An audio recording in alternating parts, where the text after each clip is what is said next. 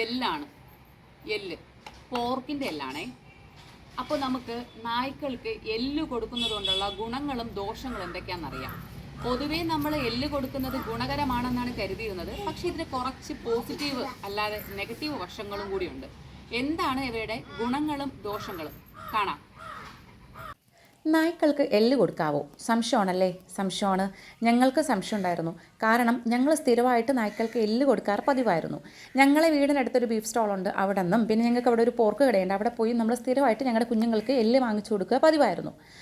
എങ്ങനെ പതിവായിട്ട് വാങ്ങിച്ചു കൊടുത്തതിന് ശേഷമാണ് ഞങ്ങൾക്ക് എൻ്റെ ഒരു സംശയം തോന്നിയത്, ഇങ്ങനെ സ്ഥിരമായിട്ട് കൊടുക്കാൻ പാടുണ്ടോ എന്നുള്ളത്. അപ്പോൾ ഞാൻ അതിലൊന്ന് അത്യാവശ്യം അന്വേഷിച്ചപ്പോൾ സ്ഥിരമായിട്ട് എല്ല് കൊടുക്കുന്നതിൻ്റെ ദോഷവശങ്ങളും നല്ല വശങ്ങളും കണ്ടുപിടിക്കാൻ പറ്റി. അപ്പോൾ ഞാൻ കരുതിയത് നിങ്ങളായിട്ടൊക്കെ ഒന്ന് ഷെയർ ചെയ്തേക്കാം. അറിയാത്തവർക്കായിട്ട് പറഞ്ഞു തന്നാൽ എല്ലാ പേരും ഇത് ശ്രദ്ധിക്കുമല്ലോ.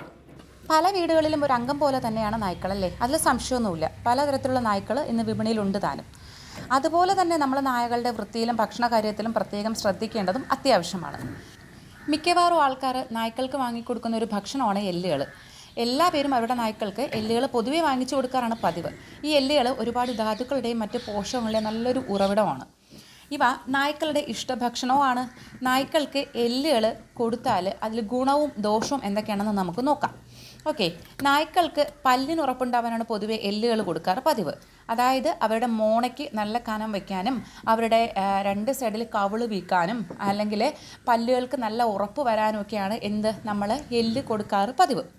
വേവിക്കാത്ത ഇറച്ചിയിലെ എല്ല് നായ്ക്കൾക്ക് കൊടുക്കുന്നത് കൊണ്ട് കുഴപ്പമില്ല. എന്താണെന്ന് വെച്ചാൽ വേവിക്കാത്ത എല്ലുകൾ അത്യാവശ്യം കട്ടി കുറവായിരിക്കും, പക്ഷേ വേവിച്ചാൽ ഇച്ചിരി കൂടുതൽ ബലമുള്ളതായിരിക്കും.